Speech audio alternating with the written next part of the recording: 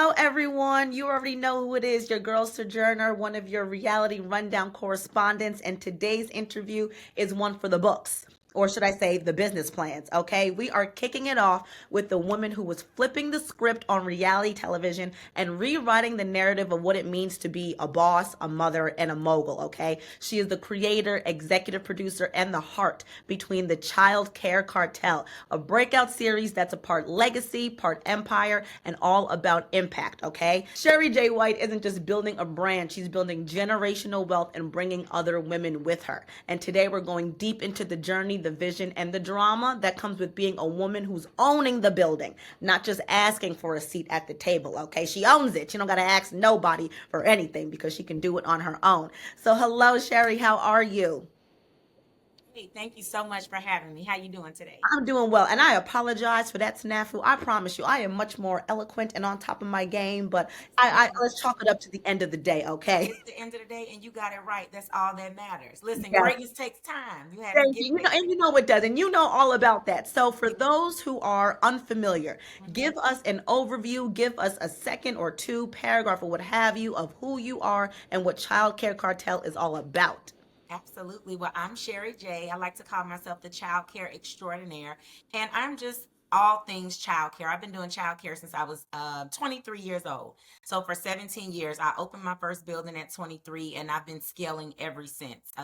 I'm a teen mom. I had my daughter at 14 years old, so she's kind of been my business bestie during this whole time of me building my businesses, getting them, up and running and where they are. And I'm here to take childcare to the next level via the Childcare Cartel. So a little about me is I'm just an avid childcare person. Like it's what I do. I eat, I live, I breathe it, and I'm here to, just give hope and encouragement to those who want to be in the world of entrepreneurships, most importantly, childcare, and that also just want to be, a person in the process and a bomb person at that. So that's me in a nutshell.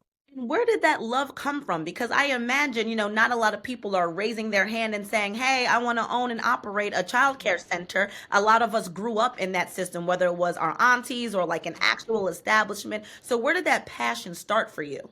Well, honestly, when I had my daughter at 14, her father's side of the family, that was the industry that they were in. Mm. They owned childcare centers. So, of course, I didn't have the type of people around me that were going to clean up what they called my mistakes. So, I had to work in order to, make ends meet. And working at their childcare centers was what I had to do. So, unbeknownst to me, I was being groomed and molded into being the beast I am, even at 14 years old. So it came from just experience. Honestly, I just was kind of thrown into it at an early age and it stuck with me. Yeah. And as you mentioned, you've been in the game for such a long time. Why do you feel like now is the perfect time for you to share your story and for you to put it out there for the masses to see? It's really long overdue. I feel like now more than ever because the educational system and Mm, just the childcare industry as a whole, we're really struggling. And when hmm. I say struggling, I don't mean in terms of being able to provide care for the children. I mean in terms of being able to be afloat and meet the expectations that not only parents put on us, but that our peers put on us, but that society puts on us. And I realized we didn't have a voice. And as things get harder to navigate, even for me, a seasoned vet, 17 years in, some days I'm like, now, how am I supposed to do this? I said, well, if I'm struggling in this manner, I know that my colleagues are, and I know the people that are coming up under me are too. So let me be the first person to give us a voice, and not just any voice, but a voice that's in the trenches every single day. And that has been for the last 17 years. So it was long overdue, but it couldn't wait any longer. So that's why now's the time. I love that. And so, teen mom at 14 to self made mogul with multiple centers up under your belt, a media company, and now a hit reality series. As you look back at everything that's kind of transpired and got you to this moment, what would you say surprised you the most? Honestly, what surprised me the most is that all of this has not been in vain. So when Mhm. you're building and growing and you don't really see results or the recognition that you feel you deserve or even the fruits of your success right away, sometimes you feel like you're wasting your time and you can't see right there in that moment why it's happening. Yeah. What has really surprised me, especially now with Childcare Cartel being as successful as it is it lets me single-handedly see that everything that I've been doing that got me to this moment was not for no reason. Yeah. I do a lot of things just because I love to do it. And sometimes I'm like, now, God, people out here don't work for no money no more. People out here don't just do stuff without getting paid. And I genuinely do things from my heart. And I just thought, okay, well, it's just because I'm a kind person. But now that I'm seeing, what's in front of me and what's ahead of me, I'm realizing and I'm surprised that, wow, it's bigger than me having a great heart. God was preparing me for this moment right here. And that has really surprised me because I Yeah. thought I was just being nice. No, it's bigger. Like you said, it's Yeah, always working. And even when we don't see it in front of us, God is always working behind the scenes and yeah, opening doors that we don't even know about. So I love that. I love that. And but now you're not just on the screen, you literally own the screen. You are the executive producing of this series. And so as you're going into taking your business and putting it into the limelight, what boundaries, if any, did you kind of set from day one to protect the integrity of who you are, the childcare system, and just making sure that everything was going and flowing the way that you wanted it to? the biggest boundary that I put in place was making sure that this was a show about the women who ran the centers, not the children. I never wanted to come off as exploitive of children or using the children for any type of benefit or notoriety or gain. And, a lot of times kids, I feel, don't even need a digital footprint at such an early age. So my boundary was ensuring that I kept the focus on the women and that even the children that were allowed to participate in the screening, they were children that were ready and that had stories that they would be comfortable seeing years from now. I wanted to make sure that I didn't do anything that could come back to not only hurt me, but that could come back to hurt my children and my families in the future. And we got some really funny kids and some very unique situations behind the walls of those schools that definitely could have been used as TV gold. But it just was a line that I was not willing to cross. So I said, I have to make this about the women because we're adults and we can make that decision to put anything out there that we want. But children, that so it was kind of off limits. So I had to find a way to, include them because they're the foundation without exploiting them. 1,000%. And I think that's absolutely amazing. Like you said, you want to make sure you're not only protecting yourself, but them right here in the right now, but also future focused. So you really do Absolutely. have the vision to make sure that everything is above board, I's dotted, T's crossed. So I absolutely love that. And so introduce us to the women. Let us know who the women are, and what makes them so integral to not only the success of the Child Care Cartel, but the show in itself. Why those women specifically? Absolutely. I could have chosen any women because what Mhm. I do for a living, I have childcare providers that are rooting for me and that follow me all around the world, even before Yeah. the show. I'm a childcare mentor. I'm very known in the childcare space. I'm like a thought leader in the urban childcare community. I chose these women because I wanted women that told the story of the grind aspect of childcare. In this day and age, a lot of childcare providers and a lot of business owners in general, they promote the soft life. And they say, oh, well, I've gotten to this point now in life, I don't need to go to work, or if I'm working hard, I'm not doing something right. And while that is a lot of women's story, there are more people that are struggling and have to get up and go to their child care centers every day than there are women that are at home with their legs kicked up, Yeah. sipping coffee. Okay. So when Yeah. I chose my cast, I wanted to choose cast that represented the masses, the cast that people would really be able to relate to, Mhm. cast that had integrity, cast that had professionalism, and cast that had ethics. I didn't want somebody that the minute the camera came on, they was going to start swinging. Somebody who understood that on or off camera, they have a lot to lose. So that was really, really big to me. So with that being said, that's a thin line because you can't pick somebody that's too boring because then nobody's going to. So that's how I'll go into explaining them. So we'll start with Sydney. We call her the cartel igniter because that's what she is. She's the fire starter. Mhm. And you would think with me being the boss, she pick fights with me. So she is just drama. But she's all about her business. She's very professional. Her center are more like bougie. She caters to the upscale. So she's Hey, oh gosh, she's just a mess. But she's about her business and she's in her center every single day. And love she that. lives life unapologetically, Yeah. which is a part of what the Childcare Cartel brand is about. It's not an educational brand. It is Mm. a brand for women who want to be looked at as people and not just Yes. providers. So Yeah. she represents that aspect of it.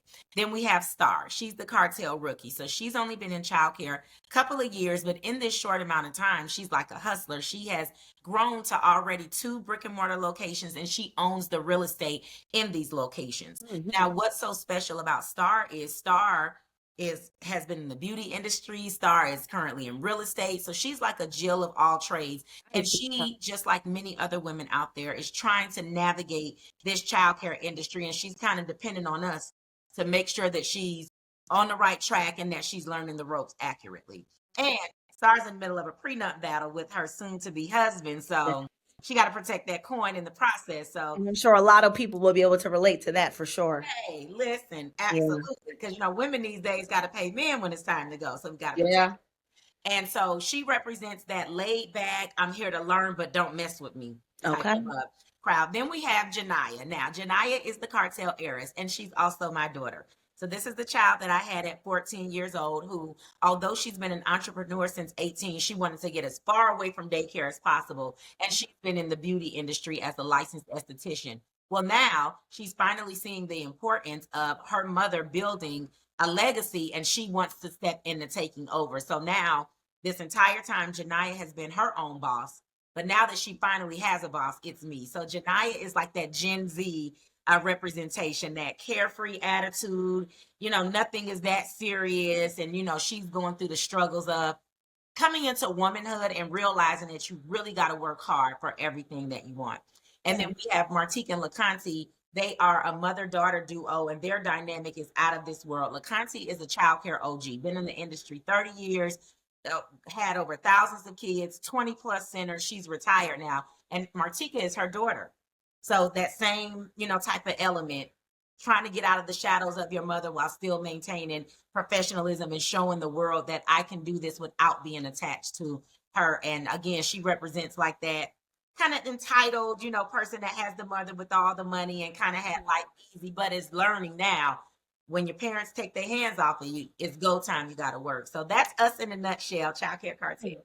A little bit of everything, and that is amazing. And Mhm. so, as you all are working together, how do you find the balance between sisterhood, the mother-daughter relationships, versus noting there is, to a degree, an air of competition sometimes? Maybe there is, maybe there isn't. How do you find that balance between we're all in it together, we're community, versus also like don't step on toes, or like, don't steal ideas? How do you all find that balance?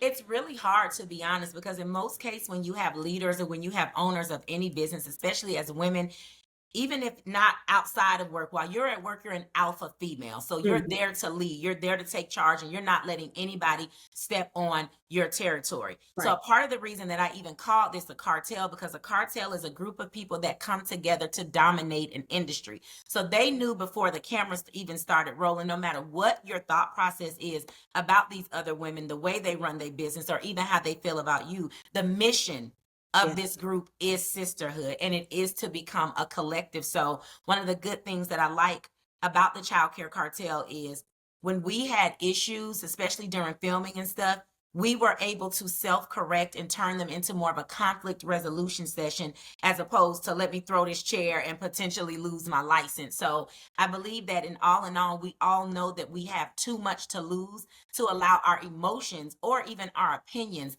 get the best of us. So we always remember the mission. And that was one of the biggest things with selecting them and even doing this project. The mission comes before anything else. Leave your ego at home. You can be yourself. You can say how you feel. You can get smart. You can clap back because you're still human. Mhm. However, treat this show the same way you would treat the inside of your child care centers if your parent came in doing something triggering. And that's how we keep that afloat, is just maintaining integrity and staying in line with the mission.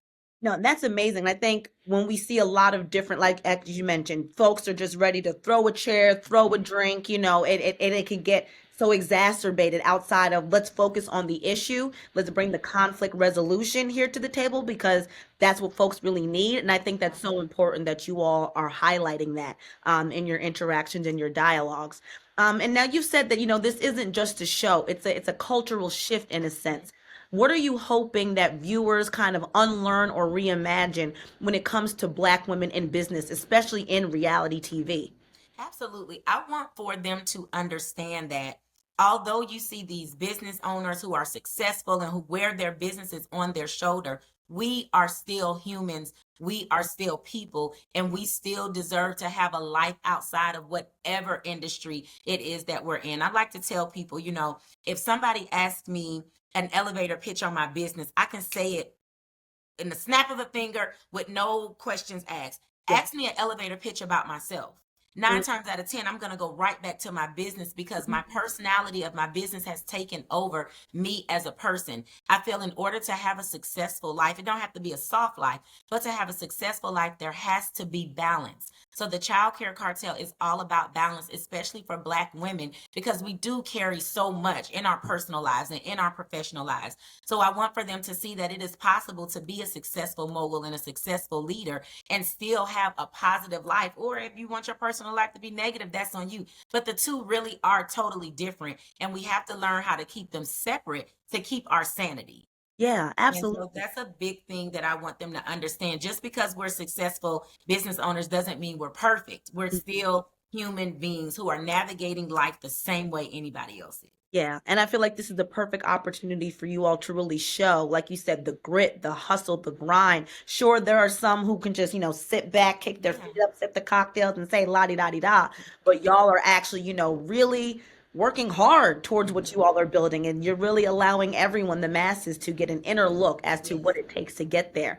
And so, at what point, if any, during filming, did you kind of sit back and say, this is huge. Like what we're doing, it's bigger than just reality TV. Like, was there any point that you really felt like this is monumental, not only to who we are as Black women, who we are as business owners, but as we're getting ready to be reality television stars, this is huge and this is different. Was there a moment for you that happened during filming? Definitely. When we first got started, before we even started filming, of course, like I said, going back to the kids and just making sure their parents were on board and had Mhm. releases and things like that. I honestly, all of us expected for majority of our parents to be like, absolutely not. I don't want anything Yeah. to do with this. The parents were so supportive and on board and were giving us praise, saying it's about time that people see how hard you really work. So it was like they weren't even worried about their children because they trusted us enough to know that whatever we're having their children involved in is something positive.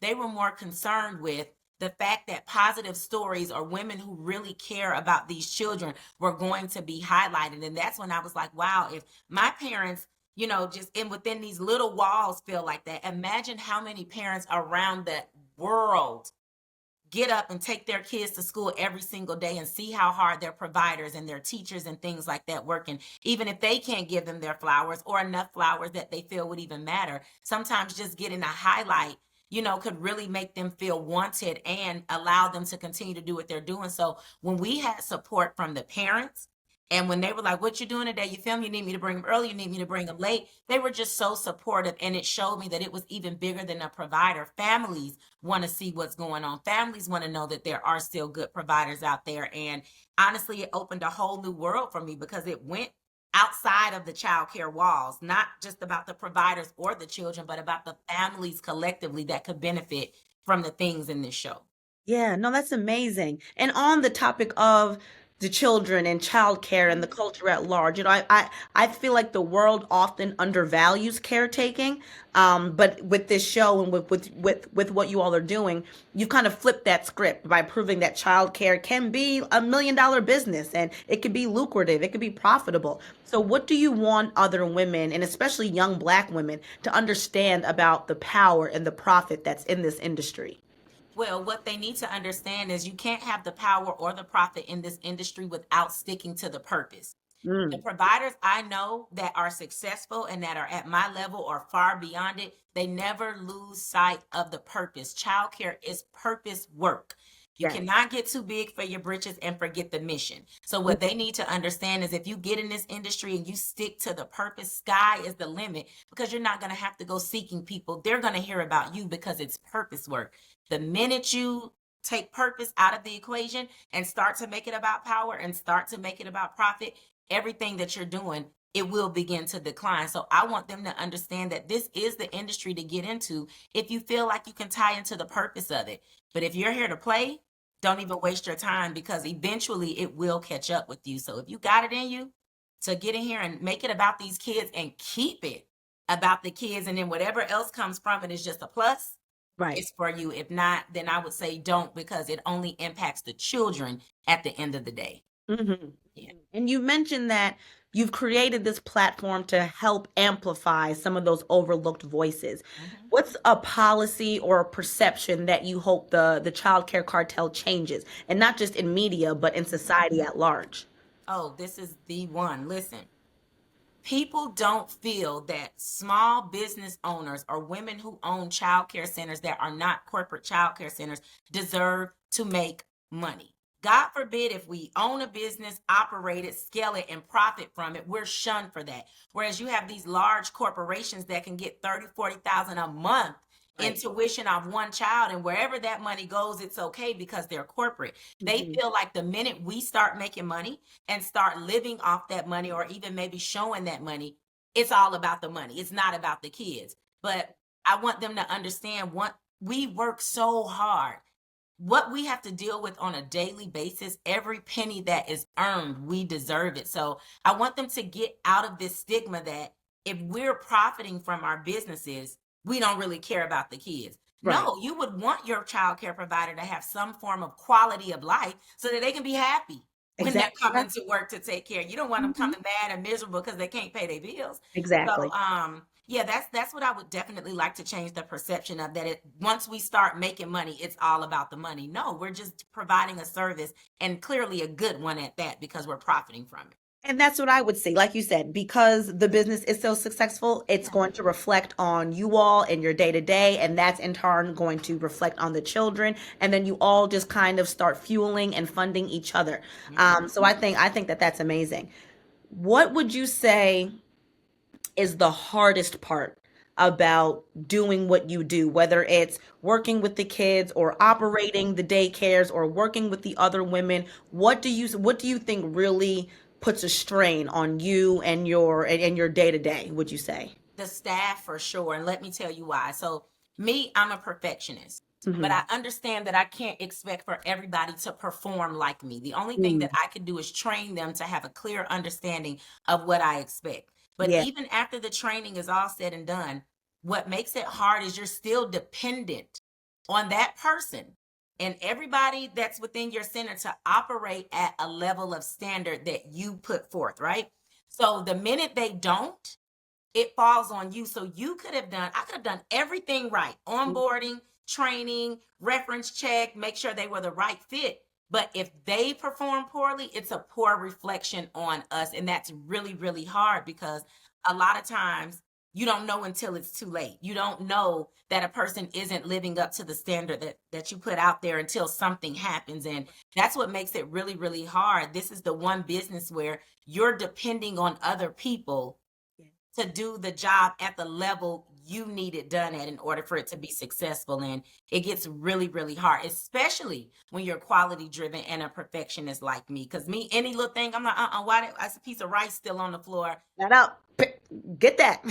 And now, so it's little things like that. And of course, it's just depending on other adults that may or may not see the vision. Yeah. And do we see that happening a lot in this upcoming season? Do we see a difference of opinion, perspective, how to Mhm. do things? Is that reflected? Yeah, I have a really good culture at my center, and then all of the ladies do. Like I said, they definitely have great programs. So you'll see staff sabbaticals, Mm. reprimands, and people quitting mid filming, like, and Mm. not scripted. I'm talking about it Yeah, it's really goes true. down. You'll Mhm. see where people's parents are working for them and they're having issues at the center. And again, you're dependent on whoever you hire, family or not. So you definitely see a lot of staff and adult issues outside of the cast play out in filming, because again, it's just so many dynamics to operate in these childcare centers, and they all come to a head at any given moment. You never know when it's going to happen, so you definitely get to see that for sure. Okay, so give us a little more. Tell us a little bit more about what we can expect this season, what we should be excited about, and why we need to tune into Child Care Cartel. Well, see, it's something you've never seen before. It's That fresh. is true. That's number one. So, I mean, outside of the ladies being, fresh meat, you got to come check us out for that reason. But it's stories that just have never been told from the perspective of, we're getting it out the mud. What's different with Child Care Cartel, when you look at other shows, you look at these women and their lifestyles and you feel like it's not attainable. Like, I'll never be able to do that. So it's no point in me even trying. What you're going to see in the Child Care Cartel is everything that we're doing, you can do it too. It's just a matter of if you're going to get up and go do it. So you're going to see, $1 million deals being closed, buildings falling through, people trying to get acclimated with different demographics of an area. They're bougie trying to go into the territory of, lower to moderate income. Somebody's opening a center on somebody else's block. That's causing conflict. Somebody has something to say about somebody else's relationship, love. You get to see dates. You get to see, people getting stood up, people that you would think are women that have it all together, and a man like, yeah, I decided we ain't going out no more. And they're fully dressed looking crazy. It gets really juicy. You get to see, all of it. It's just very, very, very intense. And it's that kind of intense that by the time you get to the end of the season, you're not even going to realize nobody fought yet. But you're going to be so locked in, because it's that much drama. So the good thing about Childcare Cartel is it's a little bit of everything, but it all ties back to childcare. And you wouldn't even think it, you would be like, now, how does that got anything to do with childcare? But by the time it plays out, you'll be like, oh my God. Yeah. It's all about something that happened at the center 3 weeks ago, so it's just, so you get to see it all, every aspect of life. That is amazing. That is amazing. And now we're going to wind down the interview with just a little bit of rapid fire, fun questions to learn more about you and the business at hand. If your childcare empire had a tagline, like a Real Housewives tagline of sorts, what do you think would be like the one sentence selling point to get folks to tune in? Oh gosh, I would say we don't do shade over here. We are the tree. Ooh, how about to be the tree? We are You're the tree. building, and off the different branches will come more roots and will come more leaves, and y'all are healing. Shade don't Oxygen bother us. from We the trees. whole tree. Y'all We better just heal. I spread know that's right. everywhere. Full circle. What would you say is the biggest mogul move that you've made in the last year? What was some really like, ooh, I'm a boss, did that, hats on me? Let's see, in the last year, oh Jesus. I would say it has something to do with my daughter. She sold her first investment property that I helped her to get at 18. She's 26 Ooh. now. And so sitting back when she sold her property and I seen the check that came with it, I was like, yeah, I definitely set my baby up. So I would say that her selling that property showed me I've been doing the right thing for a very long time. That is amazing. Shout out to the both of y'all. Shout out to the Yeah. both of y'all.